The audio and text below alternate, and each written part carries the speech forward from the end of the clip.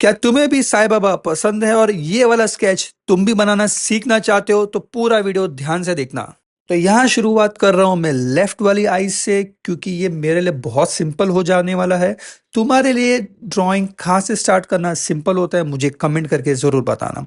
अब यहाँ जो भी मटेरियल्स मैं यूज़ कर रहा हूँ तुम्हें डिस्क्रिप्शंस में तो मिल ही जाएंगे, प्लस मैं बीच बीच में तुम्हें बताते भी रहूँगा, इसलिए वीडियो कंप्लीटली देखना। तो यहाँ पर मैंने सबसे पहले 2B पेंसिल यूज़ करी है। इससे मैं एकदम लाइट स्ट्रक्चर ड्रॉ कर रहा हूँ और साथ साथ यहाँ पर तुम देखोगे मैं शेडिंग भी कर रहा हूँ। तो ऐसे ही पूरी ड्राइंग चलने वाली है या हमारा स्केच ऐसे ही बनने वाला है। तो तुम्हें करना क्या है, तुम्हें ऑब्जर्व करना है। यहाँ पर जैसे मैंने चारकोल पेंसिल्स भी यूज करी है, जिससे मैं एकदम ज्यादा डार्क जो इफेक्ट होता है वो देने की कोशिश करता हूँ हमेशा। तो यहाँ पर तुम ग्रेफाइट और चारकोल का मिक्सचर यूज कर सकते हो, या तो एकदम लाइट HB पेंसिल यूज करो एकदम लाइट टोन्स के लिए, और डार्कर टोन्स के लिए तुम ऐसे ही हायर वैल्यूज यूज कर सकते हो। तो यहाँ पर जब जैसे तुम देख रहे हो लेफ्ट वाली आई काफी ज्यादा अच्छी लगने लगी है, तो इसी तरह इसी चीज को हम राइट साइड की आई के लिए भी कॉपी करेंगे, इसी मेथड को कॉपी करेंगे।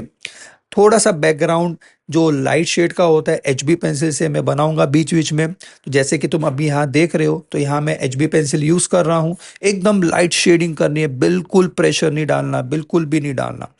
अब लेफ्ट वाली आई मेरे लिए यहाँ फिलहाल ठीक लग रही है। अब राइट वाली आईज की तरफ चलते हैं।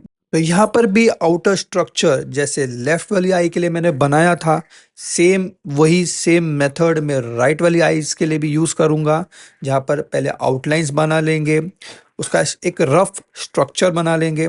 और अगर आईज एकदम अलाइन, क्योंकि यहाँ पर बिगनर्स का प्रॉब्लम आता है, क्योंकि आईज अलाइन नहीं होती, ऊपर नीचे या तो छोटी बड़ी बन जाती है। तो इसी प्रॉब्लम को सॉल्व करने के लिए सबसे पहले एक आउटर स्ट्रक्चर एकदम लाइट सा बना लेंगे। और जैसे कि तुम अभी देख रहे हो मैं चारकोल पेंसिल से थोड़ा सा उसे डार्क, और हायर ग्रेड्स की पेंसिल से ग्रेफाइट की उसे डार्कर टोन्स की तरफ लेके जा रहा हूँ। तो ये आंख भी एक तरह से लाइव होती जा रही है, और उसे बिल्कुल लेफ्ट और राइट आई सेम दिखने के लिए मैं उसे एक प्रॉपर शेडिंग इक्विलिब्रियम लाने की कोशिश कर रहा हूँ। अब नोज की बात है तो नोज बनाएंगे। नोज का एंगल बहुत ज़्यादा ज़रूरी है। जो हमारा पोर्ट्रेट होता है उसमें हर एक की अपनी एक यूनिक नोज की शेप होती है। तो यहाँ जो शेप है नोज की, उस एंगल को बहुत ध्यान से देखना, फिर उसे बनाने की कोशिश करना, क्योंकि अगर नाक बिगड़ जाएगा तो नाक कट जाएगी। तो यहाँ पर भी सेम ऐसा ही है। तो थोड़ा स्लो चले जाओ, बिल्कुल बिल्कुल आराम से रिलैक्स होके बनाया करो हमेशा, क्योंकि ये आईज नोज और लिप्स ये सबसे ज्यादा इंपॉर्टेंट फीचर्स हैं जो फेस में आपके पोर्ट्रेट को एक आइडेंटिटी देते हैं जिसका आप पोर्ट्रेट बना रहे हो। तो यहाँ पर भी अब लाइट बेस कोट शेडिंग कर रहा हूँ HB पेंसिल से। और इसी तरफ सबसे पहले लाइट पेंसिल्स की शेडिंग करो, इससे तुम्हें आइडिया आ जाएगा कितने और लेयर्स तुम्हें उसे यूज करने हैं या लगाने हैं, जिससे तुम परफेक्ट वही टोन सेटअप कर सको जो तुम्हारी पोर्ट्रेट में है। तो अब ऐसे ही चलते जाएगा, मैं धीरे धीरे कॉन्ट्रास्ट ऐड करते जा रहा हूँ, यानी कि टोन्स ऐड करते जा रहा हूँ। या नोज में शेडोज को जैसे तुम देख पा रहे हो एकदम स्लोली बिल्टअप कर रहा हूँ। ये कैसे कर रहा हूं मैं, ये मैं देख रहा हूँ ओवरऑल फेस के शेडोज को मैच करके। तो सबसे पहले एकदम ही लाइट लेयर से शुरू किया था, अब लेफ्ट साइड में और राइट साइड में बैलेंस करने की कोशिश कर रहा हूं मैं उस शेडिंग वैल्यूज को। तो इसी तरह स्लोली छोटे छोटे पैचेस में तुम अपनी शेडिंग को कंटिन्यू करना। एकदम से बहुत सारी बड़े एरियाज में शेडिंग करने से प्रॉब्लम आ जाती है कि उसमें हमें समझ में नहीं आता, वो पूरी टोन फ्लैट जैसी दिखती है या हम फ्लैट जैसे बना देते हैं।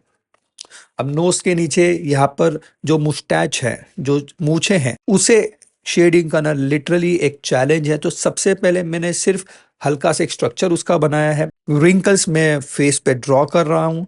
तुम जैसे देख रहे हो मेरे हाथ के नीचे एक टिश्यू पेपर मैंने रखा है, वो मैंने इसलिए रखा है क्योंकि हाथों से जब तुम कंटिन्यूस ड्रॉ करते हो तो पसीना और उसके ऑयल से पेपर खराब हो जाता है। उसे बचाने के लिए, उसे प्रिवेंट करने के लिए मैंने हाथों के नीचे टिश्यू पेपर यूज किया है। तुम भी इसे जरूर ध्यान रखना। तो आप देखोगे नोज पे काफी ज्यादा अच्छी शेडिंग आपको दिखाई दे रही होगी, अच्छे वैल्यूज ऐड हो गए हैं। अब आ जाते हैं टॉप पार्ट के ऊपर।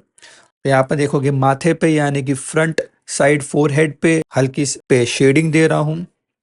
तो फोरहेड को थोड़ा सा शेड कर लेंगे स्लोली। HB पेंसिल है, याद रखना HB पेंसिल या उससे कम ग्रेड के पेंसिल को यूज करना। अब राइट साइड के ईयर्स और लेफ्ट साइड के ईयर को बना लेते हैं। तो सबसे पहले राइट साइड का यहाँ पर कान तो मैं बना के दिखा रहा हूँ। एकदम लाइट और फ्लैट टोन्स दिखेंगे स्टार्टिंग में, तो बिल्कुल चिंता मत करना, इससे बाद में आगे जाके और ज़्यादा बेटर शेडिंग करने वाले हैं। तो वैसे ही लेफ्ट साइड का भी सेम मैं बना रहा हूँ।